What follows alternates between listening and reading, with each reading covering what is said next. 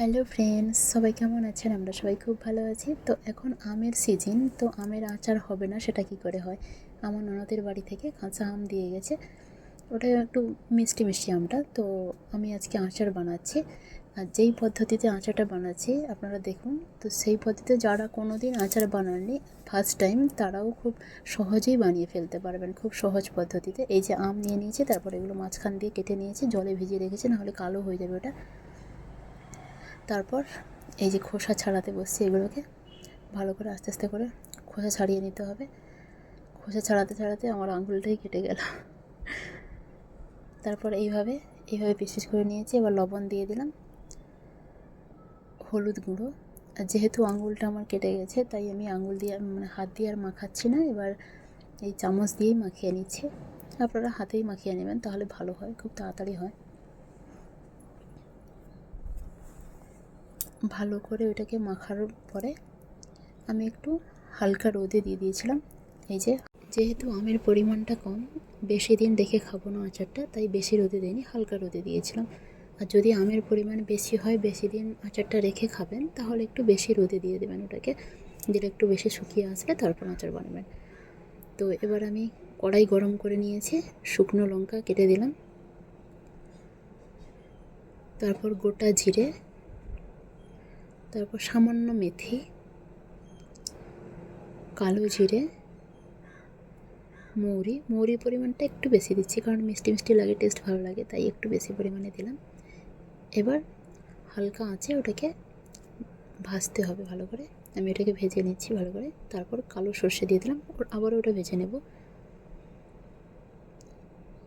গ্যাসের ফ্লেমটাকে লো করে রাখবেন এবার। তারপর ধনে গুঁড়ো দিয়ে দিলাম, যেহেতু গুঁড়ো করা আছে, ওটা কাঁচা গুঁড়ো, তাই একটু হালকাভাবে ওটাকে নেড়ে নিচ্ছি গরম কড়াইতে। এবার সব মশলাগুলো একটু ভাজা ভাজা হয়ে এলে এবার নামিয়ে ওটাকে গুঁড়ো করে নিচ্ছি। আবারও কড়াইটা গরম করে নিলাম, তারপর সর্ষের তেল দিয়ে দিলাম। আমের পরিমাণ দেখে আপনারা তেল ব্যবহার করবেন। তো সর্ষের তেলটা যখন গরম হয়ে যাবে, সেই মুহূর্তে আমি 5 ফোড়ন দিয়ে দিলাম ওটাকে।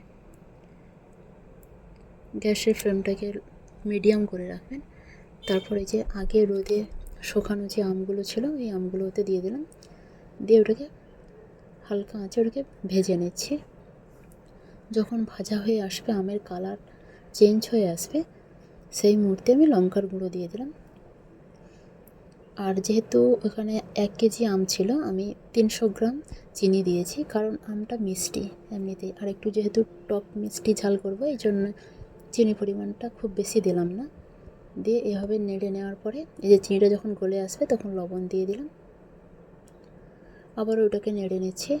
সব চিনিগুলো গলে আসবে এবং আমগুলো সেদ্ধ হয়ে যাবে, সেই মুহূর্তে আগে থেকে যে মশলাগুলো ভেজে গুঁড়ো করে রেখেছিলাম, সেই গুঁড়ো মশলাটা ওতে দিয়ে দিচ্ছি এবার।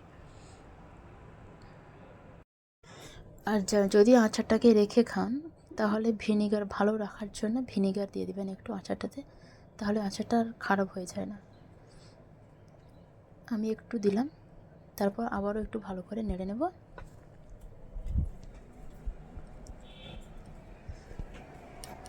কালারটা দেখুন কি সুন্দর এসছে আচারের। রেডি আমার আমের আচার, টক মিষ্টি ঝাল। কি দারুণ কালার দেখুন, দেখলেই খেতে ইচ্ছে করবে। পুরো আমের জেলি হয়ে গেছে, খুব টেস্টিও হয়েছে। কিন্তু আপনারাও এই প্রসেসে তৈরি করুন আমের আচার, দারুণ খেতে হবে।